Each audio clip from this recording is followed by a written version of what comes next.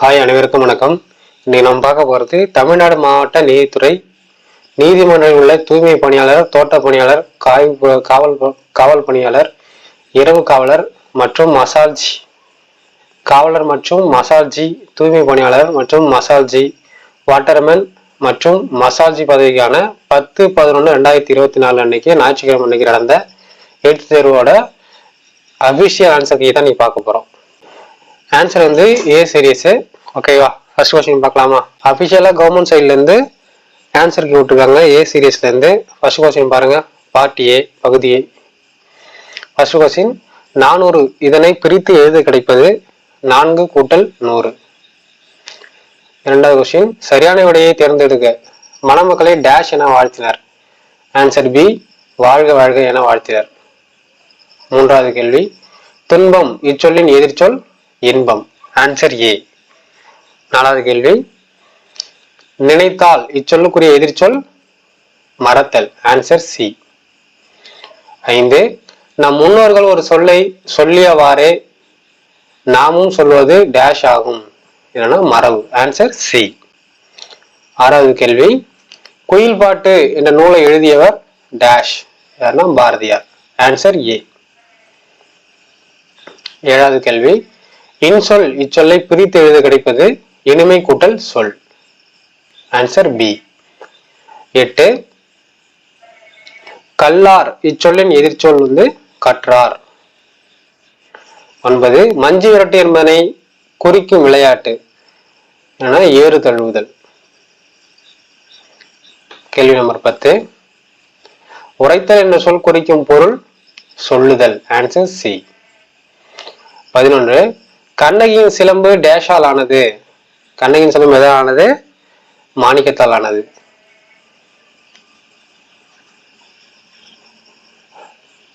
பாண்டியனோட மனைவியோட சிலம்புல உள்ளது என்னப்பா? முத்து. கண்ணகியின் சிலம்புல உள்ளது மாணிக்கம். 12, ஒலிம்பிக் போட்டிகளில் சேர்க்கப்பட்டுள்ள கலை டேஷ் வில்வித்தை. Answer B. 13, சோலை கொள்ளை பொம்மை டேஷ். சோலை கொள்ளை பொம்மை என்னதுன்னு சொல்லியிருக்காங்க? உயிரற்ற பொருள். Answer C. 14, செடியில் பூக்கள் பூத்திருந்தன டேஷ் அழகாக இருந்தன. அது எப்படி சொல்லணும்னா ஒருமை பன்மை பார்த்து எழுதணும். செடியில் பூக்கள் பூத்திருந்தன, அவை அழகாக இருந்தது. Answer B. 15வது கேள்வி, கதிரவன் இச்சொல் உணர்த்தும் பொருள் சூரியன். Answer B. 16, போற்றி ஒழுக்கப்படும் பண்பு பொறையுடைமை. 17, குனிந்து இச்சொல் குறிக்கும் பொருள் வந்து வளைந்து. Answer D. 18, வையகம். வையகம்னா உலகம்னு பொருள். 19, மணித்துளி டேஷ் இச்சொல்லை மணித்துளி இச்சொல்லை பிரித்து எழுதி கிடைப்பது மணி கூட்டல் துளி. 20, வெற்றி என்ற சொல்லின் எதிர்ச்சொல் தோல்வி. 21, அருகில் என்ற சொல்லின் எதிர்ச்சொல் தொலைவில். Answer D. 22, வாழ்க்கையை நெறிப்படுத்த உதவுவது டேஷ். வாழ்க்கையை நெறிப்படுத்த உதவுவது கல்வி. Answer D. 23, என்பு இச்சொல்லிற்கு பொருத்தமான சொல் டேஷ். என்புனா எலும்புன்னு ஒரு பொருள் இருக்கு. 24, நூல் இச்சொல் உணர்த்தும் பொருள் நூல் என்பது புத்தகம். Answer A. 25, ஆன்ற இச்சொல்லின் பொருள் ஆன்ற அப்படின்னா உயர்ந்த என்பது பொருள். 26, அறநெறி இச்சொல்லை பிரித்து எழுத கிடைப்பது அறம் பிளஸ் நெறி. அதாவது ஆன்சர் சி. 27, உன்னை கூட்டல் தவிர என்பதனை சேர்த்து எழுத கிடைக்கும் சொல் உன்னை தவிர. Answer A. 28, விழுந்து என்ற சொல்லின் எதிர்ச்சொல் விழுந்துனா விழுந்தோட எதிர்ச்சொல் வந்து எழுந்து. 29, கண் கூட்டல் இமைக்கும் இச்சொல்லில் சேர்த்து எழுத கிடைப்பது கண்ணிமைக்கும். 30வது கேள்வி, பொற்காசு இச்சொல்லை பிரித்து எழுத கிடைப்பது பொன் பிளஸ் காசு. 31, சுண்டி இழுக்கும் இச்சொல்லை பிரித்து எழுத கிடைப்பது சுண்டி பிளஸ் இழுக்கும். Answer D. 32, தண்டோரா என்பதன் பொருள் தராத சொல் எதுன்னு கேட்டிருக்காங்க. ஆன்சர் டி, எழுதுதல். 33. பல்லாண்டு இச்சொல்லை பிரித்து எழுத கிடைப்பது பல கூட்டல் ஆண்டு. Answer C. 34. ஆண்டோர் இச்சொல்லின் பொருள். ஆண்டோர்னா பெரியோர். Answer D. 35. சூறை கூட்டல் காற்று இதனை சேர்த்து எழுத கிடைப்பது சூறை காற்று. Answer D. 36. சுமந்து இச்சொல்லின் பொருள். சுமந்துன்னா தாங்கி. Answer A. 37. கொடைத்திறம் இச்சொல்லை பிரித்து எழுத கிடைப்பது கொடை கூட்டல் திறம். Answer A. 38. ஆந்தை அலரும், அதாவது பறவைகளோட ஒளிமரபு கேட்டிருக்காங்க. ஆந்தை அலரும் என்பது இது வந்து ஒளிமரபு. 39. ஞாலம் இச்சொல்லுடன் பொருந்தாத சொல் எது? ஞானம்னா உலகம்னு ஒரு பொருள் இருக்கு, வையகம் இருக்கு, புவின்னு ஒரு பொருள் இருக்கு, மலை என்பது தனியான ஒண்ணு. ஆக இதோட பொருந்தாத சொல் எதுனா மலை. 40. எழுவாய் எப்போதும் டேஷ் ஆகவே இருக்கும். என்னவா இருக்கும்? பெயர் சொல்லாகவே இருக்குமா? எழுவாய் எப்பவுமே பெயர் சொல்லாகவே இருக்கும். ஓகே. 41. ஏற்றம் என்ற சொல்லின் பொருள். ஏற்றம் என்பது உயர்வு. Answer C. 42. தமிழரின் வீர விளையாட்டுக்காக கருதப்படாதது எது? கீழே இருக்கத்துல தமிழரின் வீர விளையாட்டா கருதப்படாத எதுன்னு கேட்டிருக்காங்க. எதுனா மட்டைப்பந்து. Answer C. 43. கணினி டேஷ் வழியே அனைவரையும் இணைகிறது. கணினி வந்து இணையம் வழியே அனைவரையும் இணைக்கிறது. Answer B. 44. டேஷ் எங்கு சென்றீர்கள்? நீங்கள் எங்கு சென்றீர்கள்? Answer A. 45. இம்மை என்ற சொல் குறிக்கும் பொருள் இறப்பு. Answer A. 46. புறாவிற்கு தன் உடலை தந்த மன்னன். 46. புறாவிற்கு தன் உடலை தந்த மன்னன் வந்து யாருன்னா சிபி மன்னன். Answer C. 47. உண்மை என்ற சொல்லின் பொருள். உண்மை என்ற சொல்லின் பொருள் வந்து ஆன்சர் டி, மெய். 48. யானை. யானை வந்து பிளிரும். 49. வெகுளாமை இச்சொல்லின் பொருள் டேஷ், அதாவது சினம் கொள்ளாமை. Answer C. 50. பழங்காலம் இச்சொல்லுக்குரிய எதிர்ச்சொல். பழங்காலம்ங்கிறது பழைய காலம், அதுக்கு எதிர்கால சொல் வந்து புதிய காலம். Answer C. பகுதி பி பாருங்க, பகுதி ஆ, அதாவது 51வது கேள்வி. காலை உணவு திட்டம் கொண்டு வந்தவர் யார்? முக்கியமான ஒண்ணுப்பா. காலை உணவு திட்டம் கொண்டு வந்தவர் யாருன்னா மு.க. ஸ்டாலின் அவர்கள். சத்துணவு கொடுத்தது யாருப்பா? எம்.ஜி. ராமச்சந்திரன் அவர்கள். ஓகே. 52 பாருங்க. சூரிய குடும்பத்தில் உள்ள கிரகங்களின் எண்ணிக்கை. சூரிய குடும்பத்தில் மொத்தம் 8 கிரகங்கள் இருக்கு. ஃபர்ஸ்ட் 9 இருந்துச்சு. புளூட்டோ வந்து குள்ள கிரகங்களை சேர்த்துட்டாங்க, அதனால நீக்கியாச்சு. இப்ப இருக்கிறது 8 கிரகங்கள். 53. ஆங்கில மொழியில் எத்தனை எழுத்துக்கள் உள்ளன? ஆங்கில மொழியில் மொத்தம் 26 எழுத்துக்கள் உள்ளன. 54. எந்த மாதம் குறைந்த நாட்களை கொண்டுள்ளது? இருக்கிற 12 மாதங்கள்ல எந்த மாதம் குறைவான நாட்களை கொண்டுள்ளதுன்னு கேட்டிருக்காங்க. பிப்ரவரி மாசத்துல மட்டும்தான் 28 நாட்கள் இருக்கும். ஓகேவா? அது லீப் வருஷம், லீப் வருஷம் 2ஆ பிரிச்சிருப்பாங்க. 55 பாருங்க. எலுமிச்சையில் உள்ள அமிலத்தின் பெயர். எலுமிச்சையில சிட்ரிக் அமிலம் இருக்கு. ஓகேவா? லாக்டிக் அமிலம் இருக்கு. லாக்டிக் அமிலம் தயிர்ல இருக்கு. ஓகே. 56 பாருங்க. வறண்ட நிலத்தில் வளரும் செடியின் பெயர் என்ன? வறண்ட நிலத்தில் வளரும் செடியின் பெயர் கற்றாழை, கள்ளி, சப்பாத்தி கள்ளி, இந்த மாதிரி சொல்லலாம். இதுல கற்றாழையும் உண்டு. 57. பசுவின் குட்டியின் பெயர் என்ன? பசுவின் குட்டியின் பெயர் கன்று. 58. புவியீர்ப்பு விசையை கண்டறிந்தவர் அல்லது கண்டுபிடித்த விஞ்ஞானியின் பெயர். புவியீர்ப்பு விசையை கண்டுபிடிச்சவர் யாரு? Sir Isaac Newton. இந்த ஆப்பிள் மரத்துக்கு அதெல்லாம் கேள்விப்பட்டிருக்கும் இல்லையா, மேல இருந்து பழம் கீழே விழுந்துச்சு அப்படின்ட்டு. அந்த புவியீர்ப்பு விசையை கண்டறிந்தவர் சர் ஐசக் நியூட்டன் அவர்கள். 59 பாருங்க, காந்தி ஜெயந்தி கொண்டாடப்படும் நாள். காந்தி ஜெயந்திங்கிறது என்னது? காந்தி அவர்கள் பிறந்த தினம், அக்டோபர் 2ஆம் நாள். 60வது கேள்வி, ஆசிரியர் தினம் கொண்டாடப்படும் நாள். ஆசிரியர் தினம் கொண்டாடப்படும் நாள் செப்டம்பர் 5. 61, ஒரு எண்ணை இரண்டாக பகுக்க இயலும் எனில் அது டேஷ் எனப்படும். ஒரு நம்பர் வந்து 2 பிரிக்க முடிஞ்சுன்னா அது என்ன நம்பர் கேட்டிருக்காங்க? அது வந்து இரட்டை எண். 62, மிகச்சிறிய முழு எண் எது அப்படின்னு கேட்டிருக்காங்க.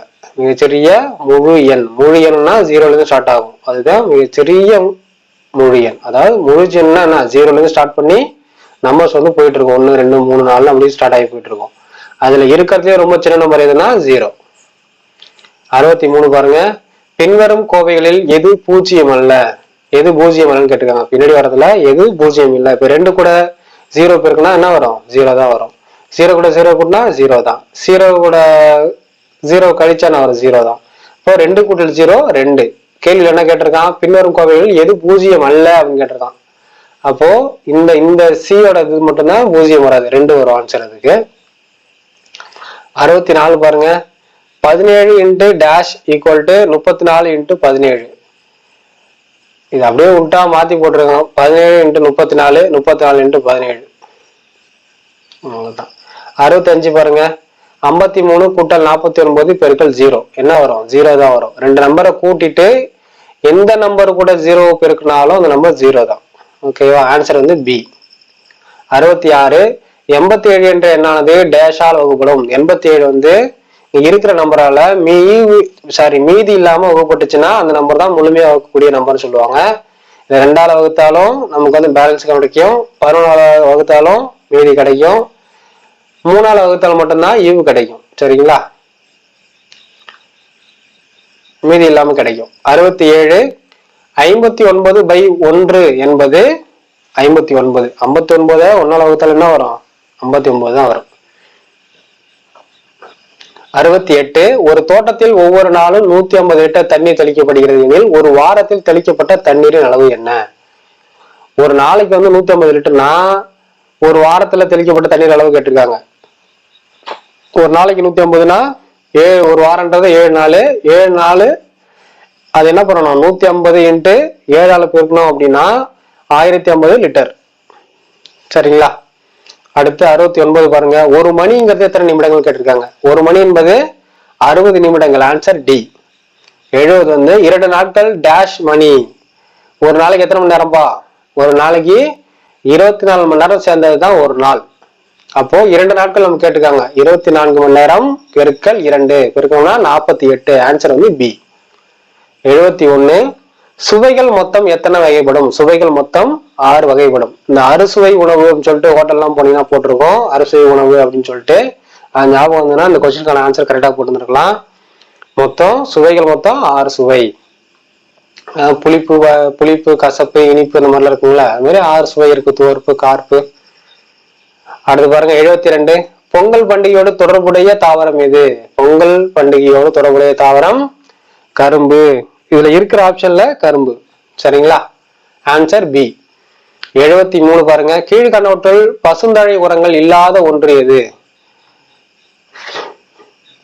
பசுந்தழை உரம் இது வந்து ஆவாரப்பு இலையை கொண்டு போய் தழைச்சத்தா கொடுக்கலாம், நொச்சி இலையை கொண்டு போய் தழைச்சத்தா கொடுக்கலாம், வேம்பு அதாவது வேப்ப மரத்து இலையை கொடுக்கலாம். சவுக்கு இலை தான் வந்து பசுந்தழை அதாவது உரமா கொடுக்க முடியாது. அடுத்து பாருங்க 74, டேஷ் பட்டம் தேடி விதைக்க வேண்டும். டேஷ் பட்டம்னா ஆடி பட்டம் தேடி விதைக்க வேண்டும். பழைய பாடெல்லாம் கேட்டிருந்தீங்கன்னா உங்களுக்கு ஞாபகம் இருக்கும். ஆடி பட்டம் தேடி விதைக்கணும்னு சொல்லிட்டு பழைய பாடல் ஒன்றே இருக்குது.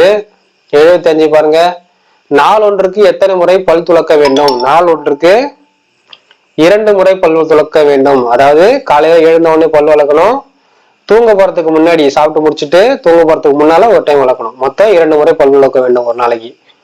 76, நாம் உண்ணும் உணவுகளுக்கு இடைப்பட்ட கால இடைவெளி எத்தனை மணி நேரம் இருக்க வேண்டும்?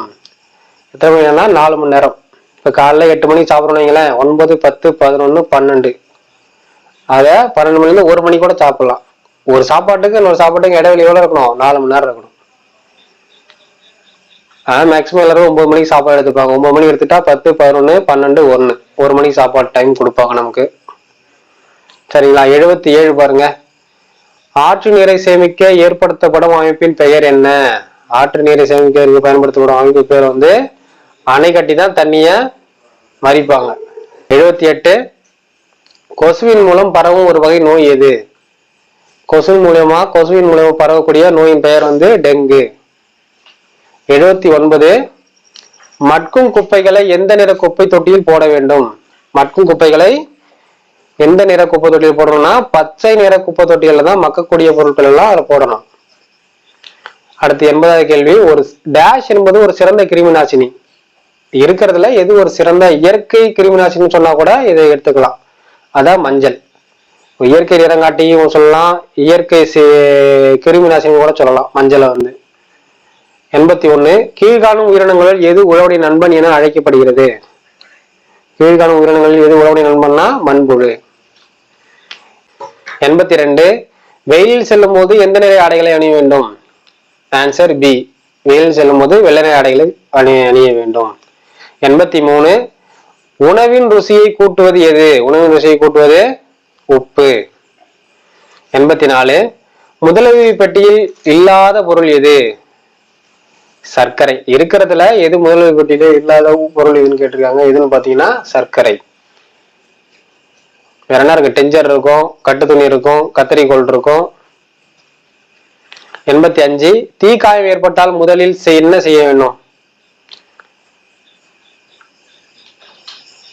ஆப்ஷன் பாருங்க.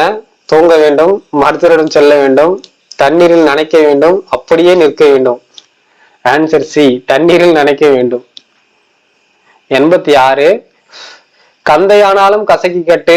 கந்தை என்பதன் பொருள் யாது? கந்தை என்பது கிழிந்த துணி. 87 பாருங்க. தரிசு நிலம் என்பது எது? தரிசு நிலம் என்பது எதுக்குமே யூஸ் ஆகாத நிலம். எதுவும் விளையாத நிலத்தை தான் தரிசு நிலம் சொல்லுவாங்க. 88 மின்சார அதிர்ச்சி அதாவது எலக்ட்ரிக் ஷாக் ஏற்பட்டால் முதலில் செய்ய வேண்டியது எது? மின் இணைப்பை துண்டித்தல். 89 நமது பழமையான மருத்துவ முறை எது? நம்ம பழமையான மருத்துவ முறை சித்த மருத்துவம். அதுக்கப்புறம் வந்ததுதான் அந்த ஆயுர்வேதம், யுனானி, ஹோமியோபதிலாம். 90 அழகுக்காக வளர்க்கப்படும் செடி எது? குரோட்டான். இது போன டைம் கேட்டிருந்தாங்க. இந்த அழகுக்காக வளர்க்கப்படும் செடியின் பெயர் என்னன்னு கேட்டிருக்காங்க போன எக்ஸாம்லயே. மறுபடியும் இந்த கொஸ்டின் இந்த எக்ஸாம் கேட்டிருக்காங்க.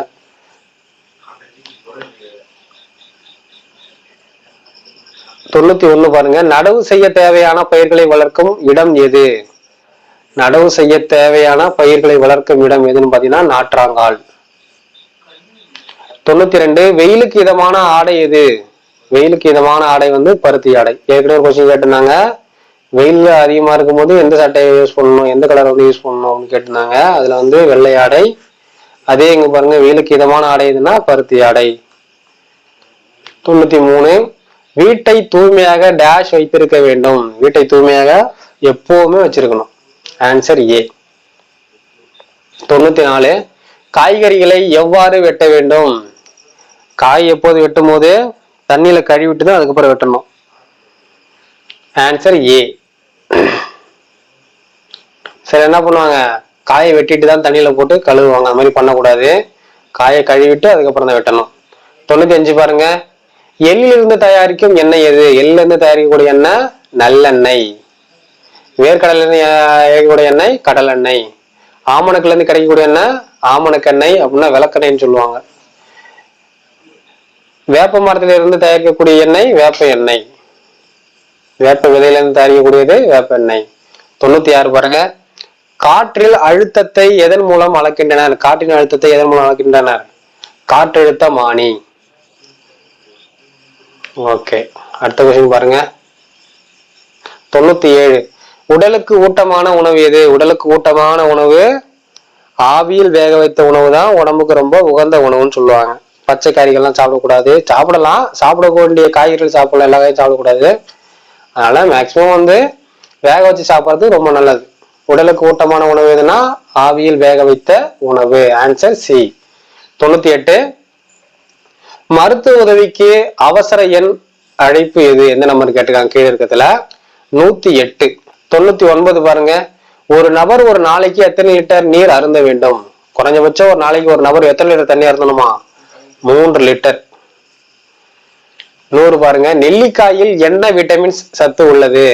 என்னன்னா சி, விட்டமின் சி வந்து அதுல நெல்லிக்காயில அதிகமா இருக்கு. இந்த வீடியோ உங்களுக்கு பிடிச்சிச்சுன்னா லைக் பண்ணுங்கள், உங்களை ஃப்ரெண்ட்ஸுக்கெல்லாம் ஷேர் பண்ணுங்கள். இந்த வீடியோ பயனுள்ள வகையில் இருந்துச்சுன்னா கீழே வந்து கமெண்ட் பண்ணுங்கள். தேங்க்யூ ஃபார் வாட்சிங். தேங்க்யூ.